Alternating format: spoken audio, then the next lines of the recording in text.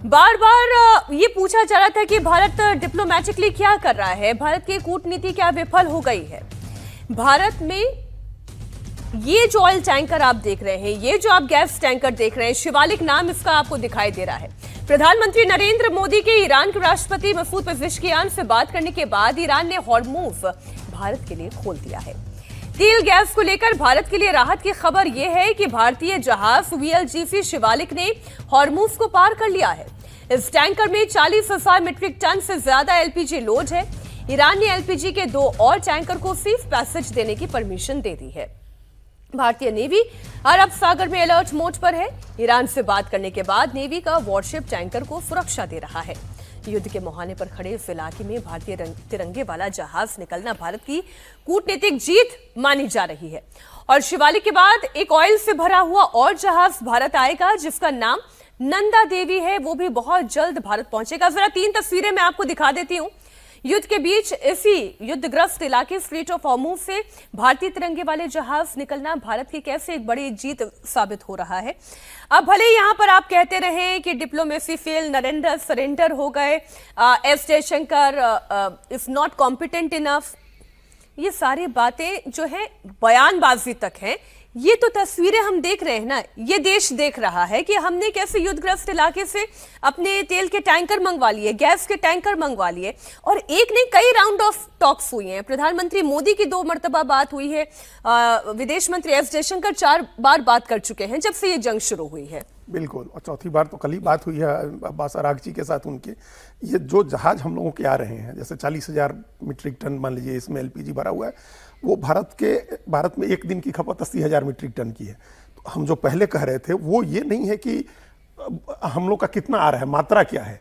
एक जो परसेप्शन के लेवल पर एक मैसेज की जरूरत थी कि सब कुछ ठीक है, सब कुछ नॉर्मल है और भारत को दिक्कत नहीं होगी। तभी आप देखिए कि युद्ध इतने दिन से चल रहा है। भारत ने पहले बात नहीं की थी, लेकिन जब लगा कि अब जरूरत है बात करने की तो विदेश मंत्री ने 4 बार बात की, प्रधानमंत्री ने बात की और डिप्लोमेटिक चैनल ओपन किया गया। और सर, एक जो चर्चा चलती है कि नेहरू के टाइम की पॉलिसी बहुत अच्छी थी, वो नॉन अलाइन पॉलिसी थी, आज मल्टी अलाइनमेंट पॉलिसी है।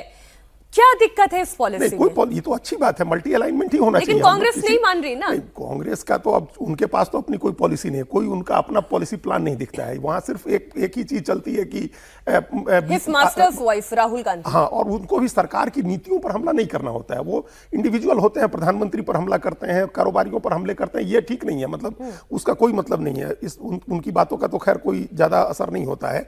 पॉलिसी पर अगर वो बात करें तो बात भी हो, पॉलिसी पर बात नहीं करते हैं। पॉलिसी पर बात हो तो उनको पता ही चलेगा कि जो नॉन अलाइनमेंट मूवमेंट है उसी का नेक्स्ट चैप्टर है मल्टी अलाइनमेंट मूवमेंट। जो मल्टी अलाइनमेंट का मतलब यही तो है कि हम किसी सुपर पावर के साथ अपने को नहीं जोड़ रहे हैं, हम अपने देश के इंटरेस्ट को सबसे आगे रख रहे हैं और जहां से इंटरेस्ट पूरा होगा हम उससे बात कर रहे हैं।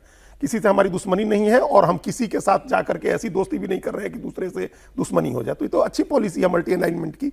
तो भारत ने जो ये डिप्लोमेटिक चैनल ओपन किया और उसके बाद बातचीत के बाद रास्ता खुला भारत के जहाजों के लिए, इसका सबसे बड़ा साइकोलॉजिकल असर होगा।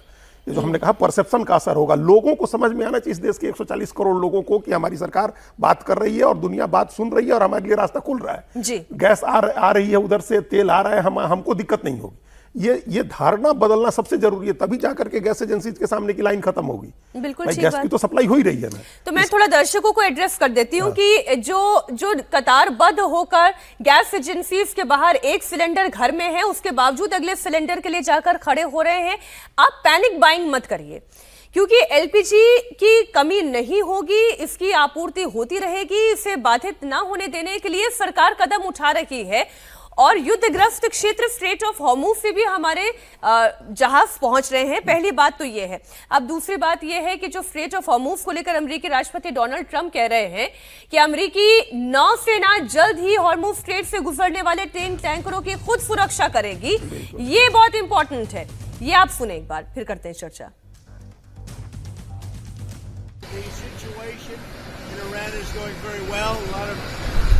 Big hits today, a lot of big wins today, as you probably have heard militarily, and I think it's going very well and very good control. We'll see what's happening with the Straits. They continue to try and sabotage their own country in the Middle East, but it's been very, very strong militarily. Mr. President, when will the Navy start escorting tankers to the Straits of Hormuz? It'll happen soon. Rakesh ji, ये जो marine भेज रहे हैं और जिसकी तस्वीरें हमने दिखाई, डोनाल्ड ट्रंप ये कह रहे हैं कि हम सुरक्षित वातावरण बनाएंगे, स्ट्रेट ऑफ हॉर्मुज में हम सुरक्षा देंगे। डोनाल्ड ट्रंप क्या चाहते हैं? देखिए, मुझे नहीं लगता कि भारत को जरूरत है। भारत तो अपने आप ही बातचीत करके और ईरान से उसका जगह ले रहा है। जैसे अभी आपने एलपीजी की बात की, 20 जहाज और अभी खड़े हुए हैं हॉर्मुज में। 28 सर। नहीं, 20 जहाजों में से 10 पे तो अकेले एलपीजी है। जी।